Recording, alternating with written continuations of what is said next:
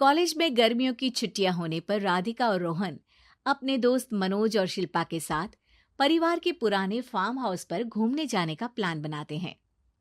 Guys, तुम दोनों को वो फार्म हाउस बहुत पसंद आएगा। बचपन से ही वो मेरी और रोहन की सबसे पसंदीदा जगह रही है। पर मैंने तो इतने सालों में तुम्हारे मुंह से कभी फार्म हाउस का नाम तक नहीं सुना। बचपन में फार्म हाउस जाते थे, लेकिन फिर अचानक सबने वहां जाना बंद कर दिया और वजह कभी किसी ने बताई नहीं। पर अब हम चारों मिलकर वहां धमाल करेंगे। इसी तरह बातें करते कुछ घंटों का सफर तय कर चारों शहर से दूर ऊंची पहाड़ी पर बने राधिका और रोहन के फैमिली फार्म हाउस पर पहुंच जाते हैं। वाह यार, ये तो बड़ा ही सुंदर है। पूरा घूमोगे तो और अच्छा लगेगा, लेकिन उससे पहले सब फ्रेशन अप हो जाओ, फिर साइट सीइंग के लिए जाएंगे। राधिका और रोहन अपने अपने कमरे में चले जाते हैं, लेकिन मनोज और शिल्पा घर में घूमने लगते हैं, जहां शिल्पा की टक्कर हॉल के बीचों बीच रखी एक पुरानी लकड़ी की कुर्सी से होती है। आह, लग गई रे माता, इस कुर्सी को बीच में किसने रखा हुआ है? अरे तेरे स्वागत के लिए भूत ने रखा होगा। ओए, तुझे बहुत हंसी आ रही है। जब खुद टकराएगा तो पता चलेगा। हाँ ठीक है, पर अभी तो इसे साइड में रख दे। शिल्पा कुर्सी को एक कोने में रख देती है और वो दोनों भी अपने कमरे में चले जाते हैं, जिसकी थोड़ी देर बाद चारों बाहर घूमने निकल जाते हैं। इसी तरह रात हो जाती है।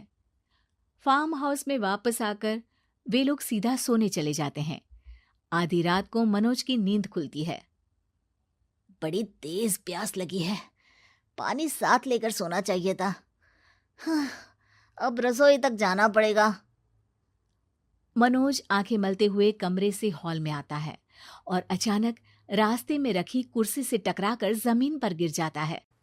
अरे मर गया रे दादा।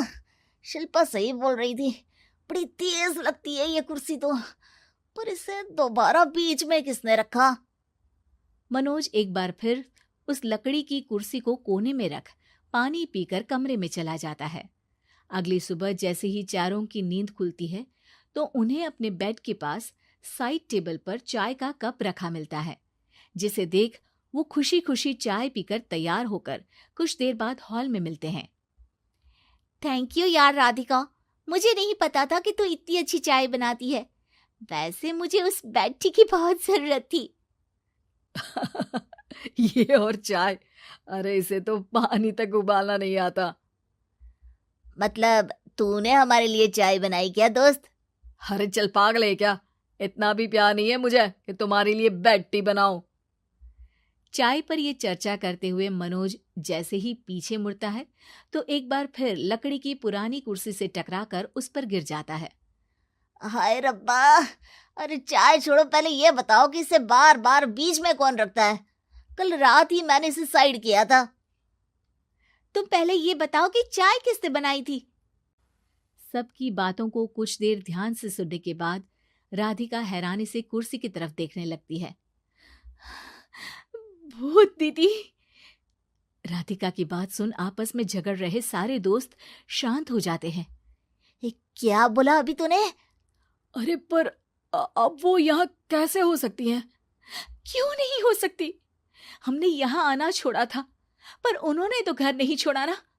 और याद करो, ऐसे बेड के पास कप रखना और कुर्सी को कमरे के बीच में रखना, ये सब वही तो करती थी। ये तुम दोनों किसकी बात कर रहे हो? अरे जो भी हो, कुछ अच्छा तो बिल्कुल नहीं लगता। अब देखो, डरने की कोई जरूरत नहीं है।